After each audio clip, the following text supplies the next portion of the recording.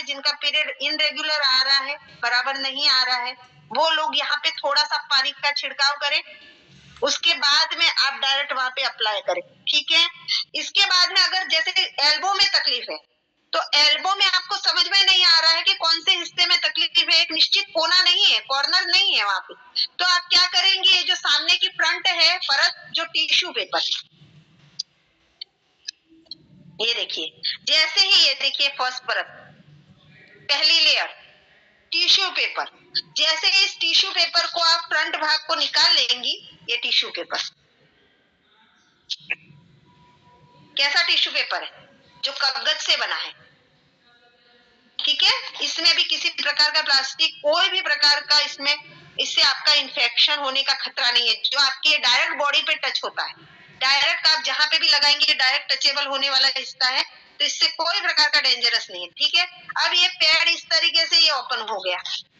ये एनायन खुल के आ गया, अभी हमने पानी के साथ डेमो किया है एनायन का, देखिए एनायन एकदम एक्टिवेट है अभी, इसी कंडीशन में अगर आप उसको अप्लाई करती हैं तो आपका एनायन झटपट से आपको रिजल्ट दिलाना शुरू कर देगा, ठीक है। अब एल्बो आया, तो एल्बो को आप इस तरीके से, एक निश्चित कोना नहीं है, तो आप इस तरीके से इसको पूरी तरह से रेप करके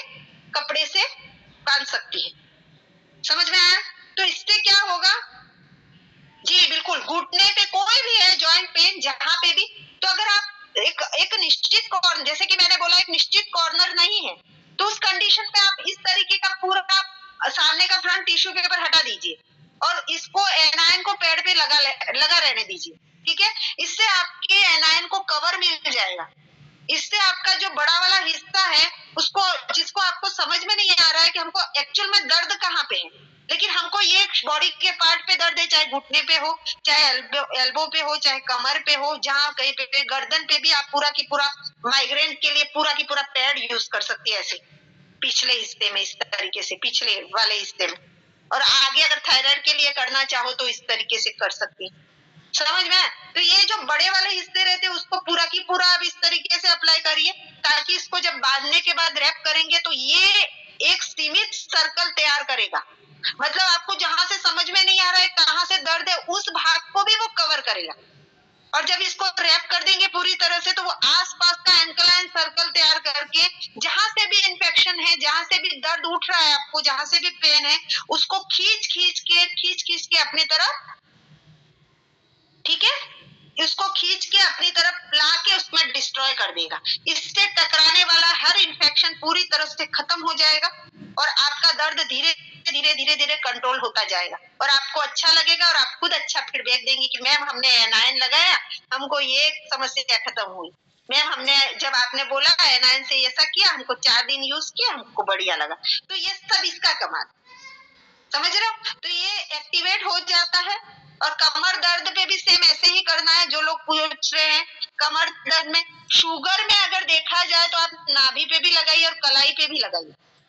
शुगर बीपी के लिए कलाई पे यूज किया जाता है, इस तरीके से आप चाहे तो बांध सकते हैं पूरी तरह से। देखिए मैं पैड बांधने के लिए इसलिए बोल रही हूँ क्योंकि अगर रात के समय पे आप पूरा पैड बांध के करेंगे तो वो है ना आपका पूरा सर्कल तैयार करेगा, एल्कलाइन सर्कल, क्योंकि उसको पैकिंग अच्छी मिल जाएगी, लेकिन आप एक सिंगल एनायन की पट्टी लेंगे तो भी वो उतना ही काम करेगी, लेकिन उसको आपको पैकिंग देनी पड़ेगी अच्छे से, या तो कपड़ा लपेटना पड़ेगा या फिर डॉक्टर टेप, जो भी है, शायद बच्चे रहे तो डॉक्टर टेप लगाओगे तो निकालते समय मुश्किल होगी उनको, जलन सी हो, चूबे हो, है ना। और शुगर में जिनको भी है वो डायरेक्ट विजाइनल पार्ट पे और नाभि पे लगाएं, ध्यान दीजिएगा, और हाथ पे भी कलाई पे भी लगा सकते हैं। जो महिलाएं डेमो करती हैं तो इस तरीके से जो सैनिटरी पैड में हमारे जो पार्ट ओपन होते हैं उनको सेव करके घर में रख दीजिए,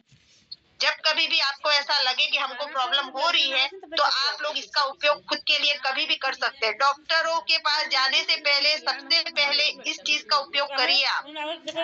जैसे जैसे आप इसका उपयोग करेंगी वैसे वैसे इसकी क्वालिटी समझ में आएगी, और जैसे कि एक वीडियो में बताया गया है कि एक हद तक तो आपको जो अक्षम्य है, बिल्कुल असहनीय दर्द है, उसको तो ये कंट्रोल कर देगा, भले फिर बाद में आपको डॉक्टर के दरवाजे जाना है तो जाइए, लेकिन उस समय एट ए टाइम जो आपकी समस्या है उसको तो काफी हद तक ये खत्म करेगा, नहीं के बराबर करके रख देगा। और जब आप इसकी कंटिन्यूटी बनाए रखेंगी, जैसा बोला जाता है वैसा करेंगी, और ध्यान दीजिएगा शुगर और बीपी के लिए कोशिश करिए कि 10 से 12 घंटे कंटिन्यू रखें। काफी लोग क्या करते हैं, हमने 4 घंटे 6 घंटे लगा दिया मैम, हमको अच्छा लगा, हमने निकाल दिया। तो उसमें क्या होगा, जल्दी जल्दी आपको असर भी मिल गया, जल्दी जल्दी रिजल्ट भी मिल गया, और हो सकता है फिर 2-4 घंटे निकले ना, गुजरे ना, और तुरंत वापस वही समस्या रिटर्न आ जाए। तो क्या प्रॉब्लम है? अगर कंटिन्यू लगा के रखते हो तो क्या प्रॉब्लम है? जड़ से खत्म ही तो हो रहा है, लेवल में ही तो आ रहा है। ठीक है, अब ये इस एनायन का उपयोग मैं बता चुकी हूँ। देखिए कितना मस्त अच्छे से फिक्स किया गया है टिश्यू पेपर पे। ठीक है, थायराइड में गर्दन पे यूज करें, क्योंकि थायराइड की ग्रंथि शरीर में 2-3 जगह पे रहती है। जैसे कभी कभी मोटापे की और पतलेपन की जो नौबत आती है, उसके लिए लोग विजाइनल पार्ट पे ही लगाए। डेली का पानी छिड़काव करके अपने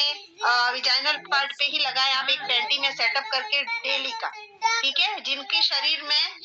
मोटापा और पतलापन वाला जो वेट को लेके जो थायराइड ग्रंथि बढ़ रही है उसके लिए, और जिनकी ग्रंथि सिर्फ गर्दन की है,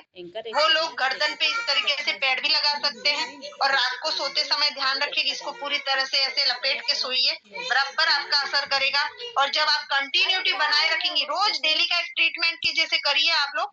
जैसे जैसे करेंगी आप, वैसे वैसे आपका लेवल में होता जाएगा। जब आप चेकअप कराने के लिए जाएंगी तो आपका थायराइड कंट्रोल में आ जाएगा, अगर आप कंटिन्यूटी बनाएंगी। शुगर, थायराइड, बीपी, ये चीजों के लिए आपको कंटिन्यूटी बनाए रखनी पड़ेगी। ऐसा नहीं कि 2-3 घंटे के लिए कर लिया, निकाल दिया, मैम अच्छा लग रहा है हमको तो